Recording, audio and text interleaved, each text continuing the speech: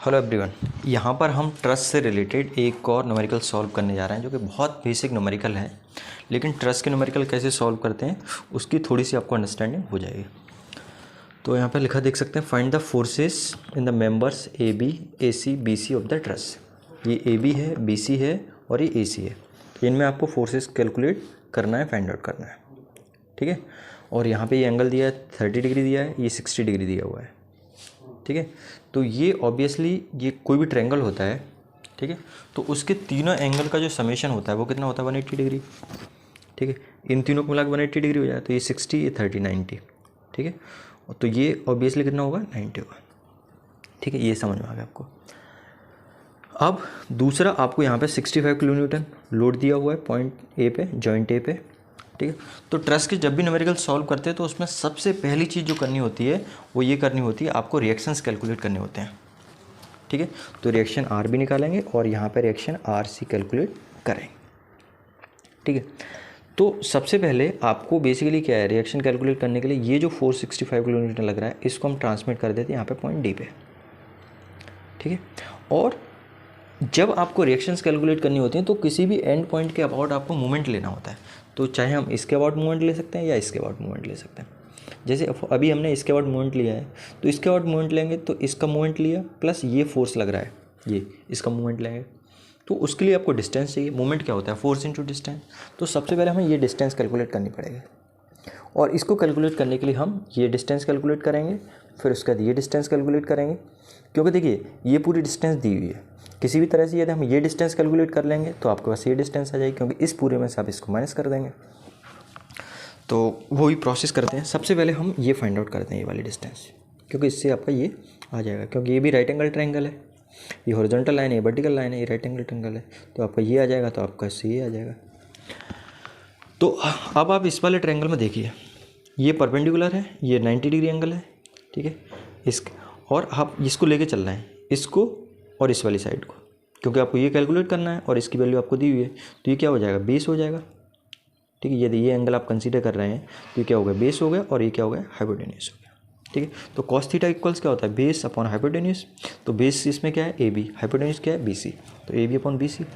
अब A B की value आपके पास नहीं है, बी सी की वैल्यू है 5, तो ये cos 60 आ जाएगा, ये एंगल दिया हुआ है 60। तो ए बी इक्वल्स क्या आ जाएगा, 5 इंटू cos 60। तो ए बी की वैल्यू आपकी ये आ गई 2.5, मतलब ये वैल्यू आपकी 2.5 सेंटीमीटर। अब फिर इस ट्रायंगल में देखो आप ए बी डी में, तो यहाँ पे cos 60 कैलकुलेट करें तो इसके लिए ये परपेंडिकुलर है, ये बेस है और ये हाइपोटेन्यूस। तो इसमें बेस क्या हो गया, बी डी हो गया, और हाइपोटेन्यूस क्या हो गया, ए बी हो गया। तो cos 60 इक्वल्स क्या आ जाएगा, B D upon A B, ठीक है। तो ए बी की वैल्यू 2.5 है, ठीक है। तो यहाँ से बी डी इक्वल्स आ जाएगा 2.5 cos 60, इधर मल्टीप्लाई हो जाएगा। तो बी डी आप कैलकुलेट करेंगे तो बी डी की वैल्यू ये आ जाएगी 1.25। अब आपके पास बी डी आ गई तो आप सी डी भी निकाल सकते हो, है ना। वही सी डी कितना हो जाएगा, सी डी आ जाएगा 5 माइनस 1.25। तो इसकी वैल्यू जो आ जाएगी वो आ जाएगी 3.75 यहाँ पर।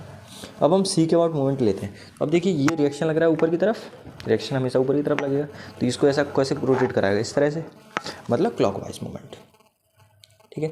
क्लॉकवाइज डायरेक्शन रोटेट कराएगा। और ये जो फोर्स है ये यहाँ पे लग रहा है, इस तरह से आएगा, ठीक है, नीचे की तरफ लग रहा है, तो इसको कैसे रोटेट कराएगा, एंटी क्लॉकवाइज। तो इसका मूवमेंट, क्लॉकवाइज मूवमेंट आपका एंटी क्लॉकवाइज मूवमेंट के बराबर होना चाहिए। भाई इक्विलिब्रियम में कोई चीज़ है तो मूवमेंट भी इक्वल 0 होना चाहिए और फोर्स भी इक्वल 0 होना चाहिए समेशन। तो आर बी इंटू 5 इक्वल्स हो जाएगा 65 मल्टीप्लाइड बाई 3.75। तो यहाँ से आर बी निकल आएगा 65 इंटू 3.75 डिवाइडेड बाई 5। तो इसको जब आपने कैलकुलेट किया तो उसकी वैल्यू जो आ रही है वो वैल्यू यहाँ पे ये आ रही 48.75, ठीक है, ये वैल्यू आ गई।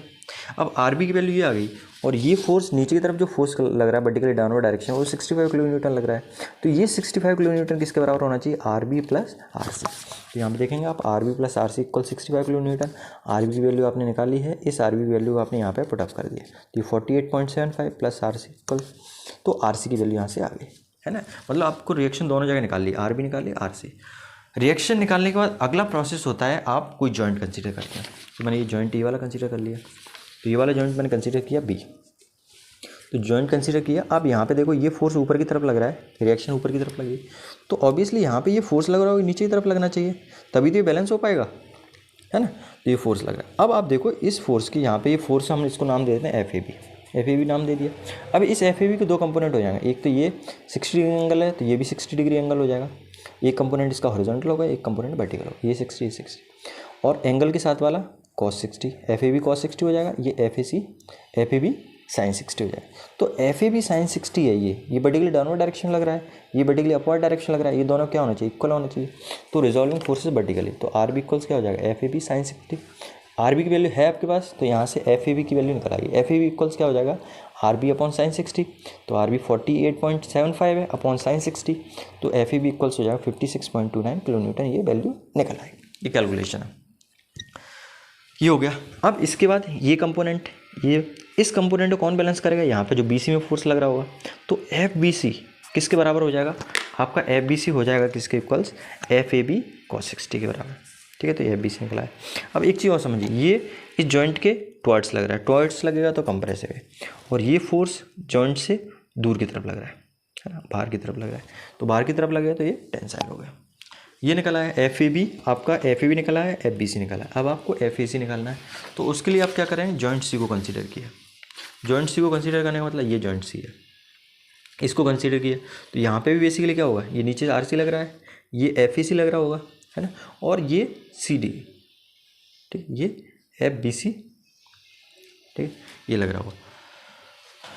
या फिर ये तो आपको ऑलरेडी निकाल चुके हैं एफ बी सी, है ना, ये इसमें फोर्स निकाल चुके, जब आपने ये कंसीडर किया था तो इसमें एफ ए सी भी आ गया, एफ बी सी भी आ गया, तो सिर्फ आपको एफ ए सी निकालना है। तो हमने क्या किया, ये 30 डिग्री एंगल है, ये ऊपर की तरफ लग रहा है, तो ऑब्वियसली यहाँ पे ये फोर्स नीचे की तरफ लग रहा होगा, तो इसके दो कंपोनेंट है, एक तो एफ ए सी cos 30 हो गया, एक एफ ए सी sin 30। ये एंगल 30 है तो ये भी 30 हो गया, आपको समझ में आता है। तो अब फोर्सेस को यदि हम वर्टिकली रिजॉल्व करें तो बेसिकली क्या होगा, एफ ए सी sin 30 ये किसके बराबर हो जाएगा, आर सी के बराबर, और आर सी की वैल्यू हमने अभी निकाला है। आर सी की वैल्यू कितनी आई है, 16.25, तो आर सी की 16.25 अपॉन sin 30, तो ये आ गया ये, है ना, और ये टुवर्ड्स लग रहा है तो ये कंप्रेसिव है।